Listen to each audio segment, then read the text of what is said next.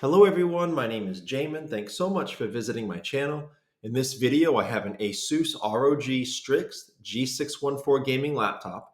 I'm going to show you how to get inside, access your battery. So first thing, power down your computer, make sure that it's off and unplugged from your charger. We're then going to flip your computer over to access the bottom case screws. Now this computer has 11 screws near the red arrows that need to be removed. The bottom screw near the blue arrow is a captive screw that will not actually come out of the bottom case when you unscrew it. It actually lifts the bottom case up a little bit to help you start prying it off. After you have the screws removed, you take a small flat pry tool and you're going to start in that corner near the blue arrow and you're going to pry the seam of the bottom case up from the rest of the computer. Now, don't put the pry tool too far in. You could damage some internal components. Keep it on the edge. Go nice and slow but firm, and you'll be able to get that bottom case off. After you do, this is what you're looking at for the inside of your computer. Now, as a general computer repair side note, whenever I'm working on a computer in my shop, it's sitting on an anti-static mat. Either that or an anti-static bracelet are great ideas to avoid damaging anything in your computer when you're working on it.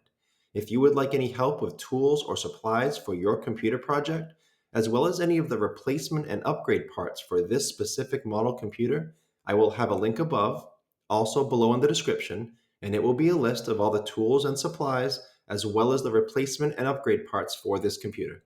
Now this is your battery right here along the bottom of my screen. This is a 90 watt hour, 15.52 volt battery. The Asus part number is C41N2109. I will have all that information below in the description for your reference, but I will also include a replacement battery in that list I told you about with all of the tools and supplies and replacement parts for this computer. To access the battery plug, we have to access that small fan that sits directly above it. The fan is held in by the two screws near the red arrows and plugs into the motherboard near the blue arrow. Now, when unplugging that fan, be very careful. Fan wires are very fragile. If you pull them too hard or incorrectly, you could damage the wire. Sometimes you could pull it right out of the plug. So be very careful. Try to use your fingernails or a pry tool to wiggle that plug out of that port instead of just pulling on it. The battery is held down by the screws near the red arrows and plugs into the motherboard near the blue arrow. Now, to get that plug up, there's a metal bar right next to the blue arrow. You have to slide that bar to the right, and that releases the battery plug. After that, you can pop that battery plug directly up and off of the motherboard to unplug it.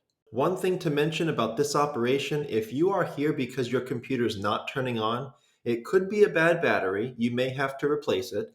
But keep in mind that most laptops should still turn on and work with a bad battery as long as the charger is plugged in and working.